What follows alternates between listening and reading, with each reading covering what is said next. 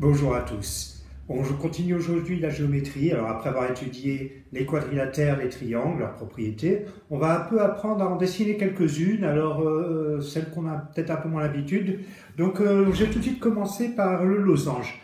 Alors on va prendre une hypothèse. Regardez ici, je l'ai mis sur mon tableau. Donc on va tracer un losange ABCD tel que AB égale 6 cm et AC égale 5 cm. Alors bon, ce qui est souvent utile avant de commencer à faire une figure au propre, c'est de se faire un petit modèle à main levée dans un coin de la feuille pour savoir ce qu'on demande. Donc un losange ABCD, hop, il va avoir cette forme-là, à main levée, hein.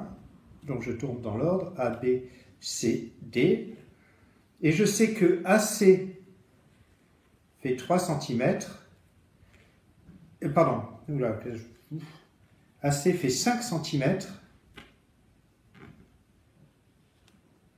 et AB 6. Donc en fait, j'ai la dimension d'une diagonale et j'ai la dimension d'un côté. Alors comment procéder? Ben, si on décompose un peu mieux notre figure, donc je vais m'en sortir avec le compas. Je vais faire en fin de compte l'équivalent du triangle ABC avec comme dimension 5 et 6. Et j'arriverai à compléter ma figure. Donc on y va, je vais commencer donc par tracer le côté AC. Alors, je vais me mettre par ici en espérant que ça, que je ne sois pas coincé par une figure qui dépasserait ma feuille, mais bon, normalement c'est bon. Donc je vais faire un 5 et 6. Je vais la faire par ici, ça devrait être plus sûr. Hop, au milieu de mon tableau. Donc, AC, je commence par le côté AC en fin de compte. Et donc, par la diagonale AC. Donc voilà, AC qui fait 5 cm. Alors de là, je vais prendre mon compas. Et je vais essayer d'aller placer, donc j'ai fait ça. Je vais essayer d'aller placer le point B qui est à 6 cm des points A et C. Donc je prépare mon compas, j'aurais pu le faire avant. Hop, je mesure donc 6 cm. On va mettre là, comme ça. 6 cm, ça m'amène ici. Voilà. La petite gomme pour ne pas faire un trou dans le tableau. Alors tant que j'y suis, je vais faire aussi de l'autre côté, puisque j'ai 4 côtés égaux. Donc le point D sera aussi, AD va aussi faire 6 cm. Donc voilà, j'ai désigné 2 points. Je vais pouvoir finir ma figure. Donc le point là-haut, je reprends un stylo. Le point ici, c'est le point B. Et ici, le point D. Donc on va bien voir que le point B est bien à 6 cm du point A. Et au passage, dans un losange ABCD, tous les côtés aux mêmes longueurs. Donc BC doit faire 6 cm. C'est à peu près le cas. Hein. C'est pas tout à fait ça, mais bon, on va dire que ça fait 6 cm. Pareil pour CD. Et pareil pour AD. Donc voilà mon losange. Il n'est pas parfait au tableau, mais vous avez du moins compris l'idée comment le fabriquer. Donc je suis parti dans ce cas-là d'une diagonale et d'une longueur. J'aurais pu partir de 2 diagonales. Si on m'avait donné les dimensions de 2 diagonales, je me souviens que dans le cas du losange, les diagonales se coupent en leur milieu et sont perpendiculaires. Donc il aurait fallu que je m'arrange pour mettre mes 2 diagonales perpendiculaires l'une par rapport à l'autre, qui se coupent en leur milieu, et j'aurais relié les extrémités des diagonales. J'aurais pu aussi le faire avec un rapporteur si on m'avait donné la longueur d'un côté et les mesures des angles. On va un peu faire très simple là, mais il faut le faire, c'est comment construire un rectangle, comme ça on va utiliser un peu l'équerre. Voilà, donc j'ai pris l'exemple d'un rectangle très simple à dessiner. Hein. Tracer un rectangle ABCD tel que AB égale 12 cm et AD égale 5 cm. Alors, à main levée, ça va donner quoi? Un rectangle. A, B, C, D. Donc ici, AB 12 cm, AD 5 cm.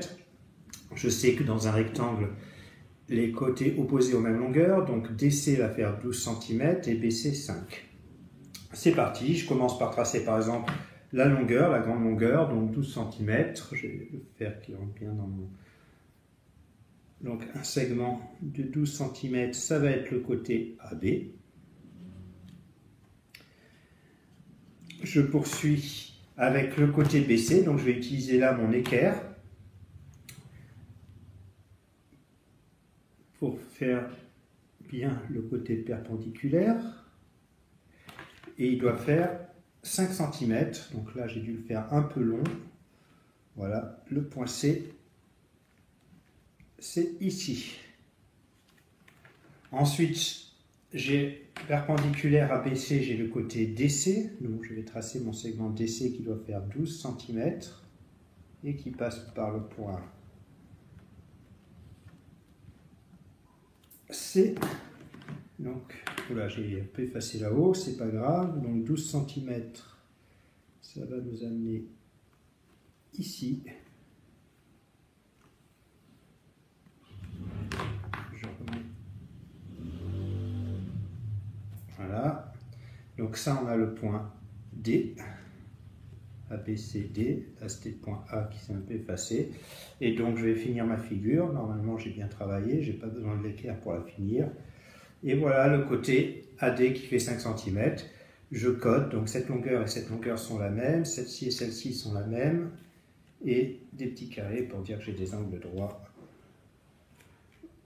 Voici mon rectangle ABCD, donc rien de compliqué. Vous verrez dans les exercices, il y en a des plus compliqués, on va donner une longueur et une diagonale, mais ça reste du domaine du réalisable. Hein. Voilà, nous allons continuer un peu maintenant en essayant de visualiser dans des figures complexes, essayer de trouver des figures simples et on finira sur comment reproduire une figure complexe. Alors nous allons voir maintenant comment reconnaître des figures géométriques planes simples dans des figures a priori complexes. Alors il n'y a rien de bien compliqué, hein. Vous appliquez les propriétés vues dans les 2 vidéos précédentes concernant les quadrilatères, c'est-à-dire les losanges, les rectangles, les carrés, les quadrilatères particuliers, et les triangles, isocèles, rectangles, équilatéraux, tout ce qu'on a pu voir. Donc on va regarder ça au travers d'un exemple. Alors regardez, j'ai imprimé une figure. Donc vous savez, c'est souvent des choses qu'on retrouve sur Internet dans des petites publicités, des petits tests pour voir si vous êtes perspicace. Alors on vous demande de compter les figures géométriques qu'on voit. Alors combien de carrés? On y va. Donc je vais faire des petits repères. Alors j'ai des petits carrés. 1, 2, 3, 4 qui sont identiques, parce que ces longueurs-là sont identiques. Donc 4 petits carrés.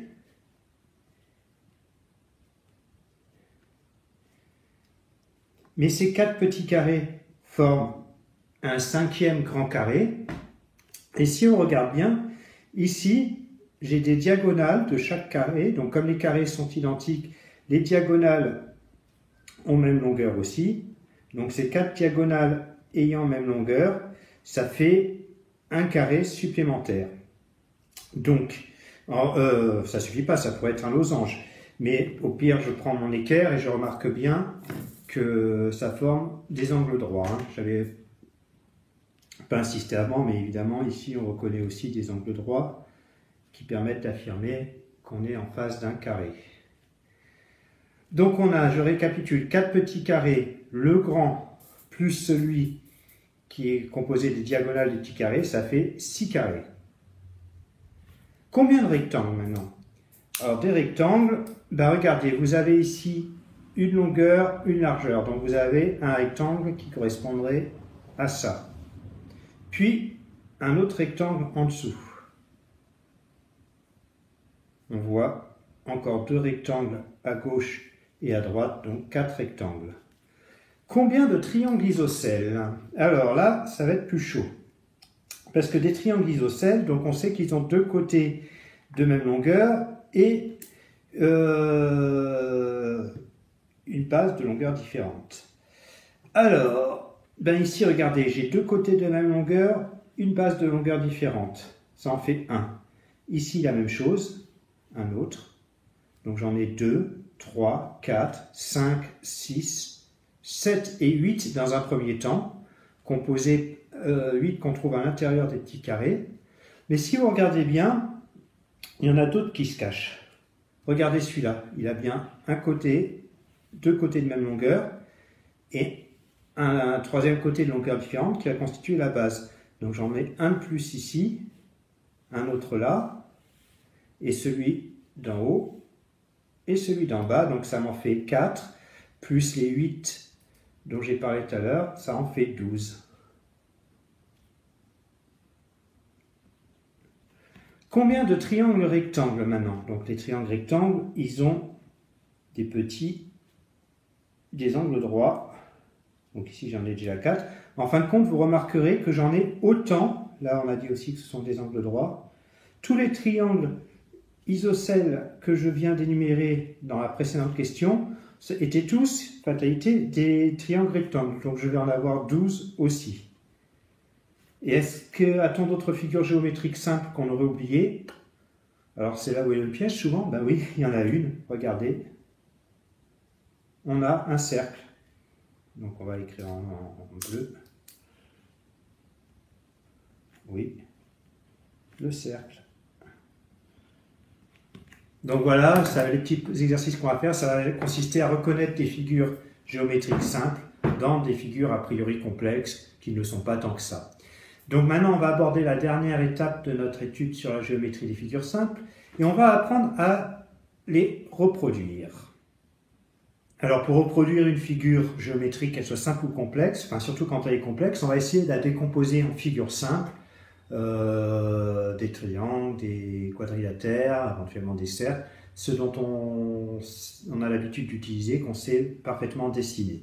Donc je vais traiter comme tout à l'heure d'un exemple, et là regardez, je vais vous montrer une figure géométrique qui a servi dans son temps, qu'on appelle les lunules d'Hippocrate. C'est-à-dire qu'Hippocrate a essayé de démontrer la quadrature du cercle au travers de cette figure.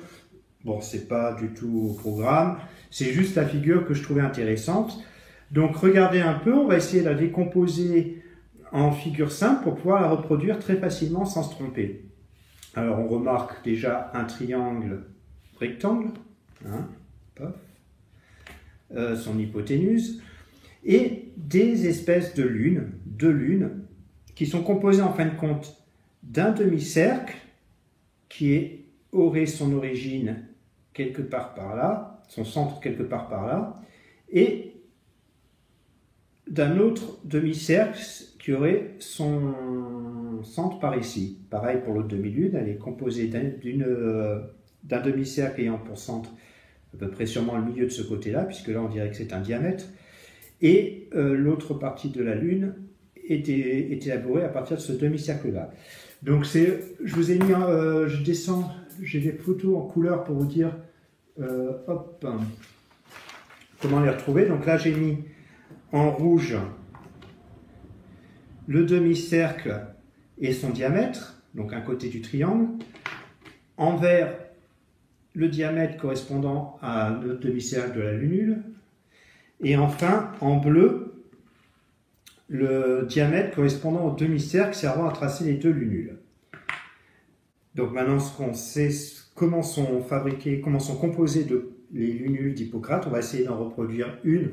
Alors j'ai un peu, pour faire quelque chose de compliqué, on va introduire aussi une notion d'échelle. Donc regardez cette petite figure.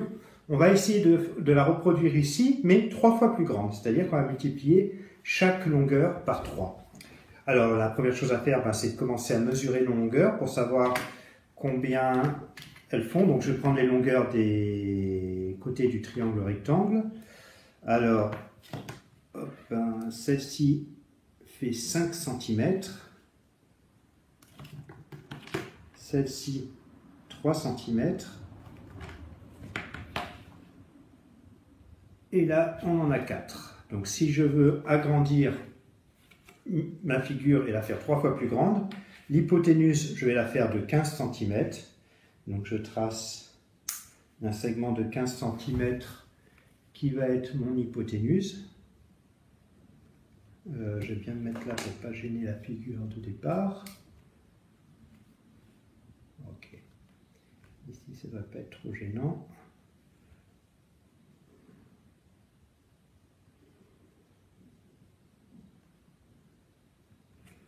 Donc voilà mon hypoténuse qui fait 15 cm. Ensuite, je vais prendre mon compas. Donc il va falloir que je fasse un côté qui fait 3 cm multiplié par 3. Donc je vais prendre un écartement de 9 cm.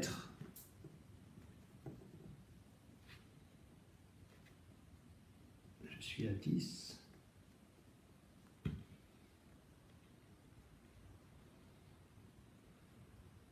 9 cm, voilà. Donc, un arc de cercle. L'autre côté fait 4 cm en multipliant par 3, je vais obtenir 12 cm. Je prends un écartement de 12 cm. Voilà. Je me place ici. Et voilà, théoriquement, mon point, mon angle droit, mon sommet droit. Alors, je relis. Je termine mon triangle et je vérifie après avec l'équerre que j'ai bien quelque chose, que j'ai bien un angle droit. Bon, à vue de nez, ça a l'air d'être le cas. Donc,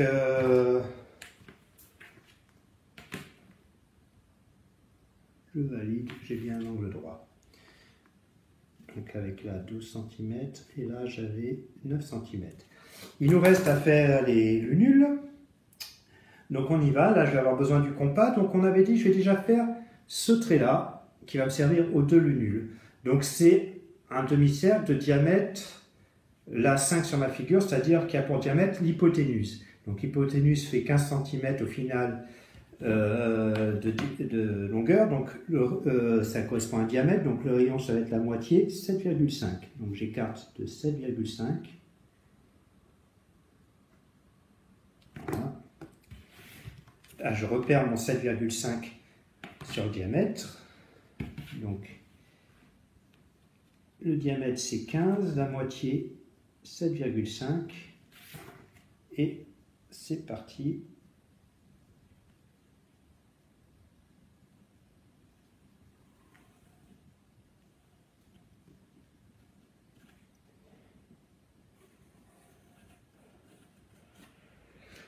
Voilà, ce demi-cercle-là. Maintenant, on va faire les deux autres demi-cercles. Donc, celui de gauche, pour la lunule de gauche, il va falloir me servir de 9 comme diamètre, c'est-à-dire 4,5 comme rayon. Donc, je vais repérer plus simplement le 4,5, le milieu de mon côté, donc 4,5, qui est ici plutôt.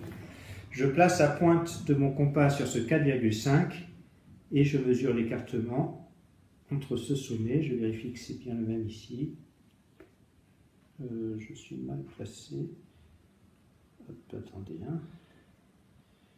Voilà, on dirait que ça va être bon. Voilà. Ça va nous donner quelque chose comme ça. Voilà la première lunule. Et la deuxième, donc je vais prendre la moitié de 12, 6 cm. Hop, un petit trait à 6. Je place mon compas sur le point que je viens de dessiner et je prends un écartement valable. Voilà.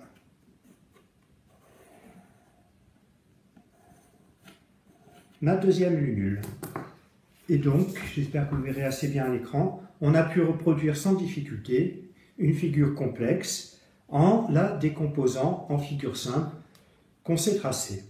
Voilà, c'est tout pour aujourd'hui. Amusez-vous bien avec les exercices.